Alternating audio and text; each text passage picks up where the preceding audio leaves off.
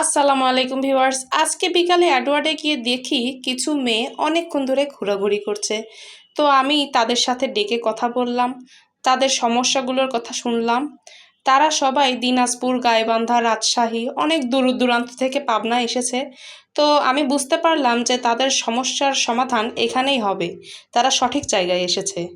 তো আমি নিজের তাগিদে তাদের সমস্যা সমাধান করতে নিয়ে গেলাম। এই দেখুন তারা গিয়েই কি শুরু করে দিয়েছে।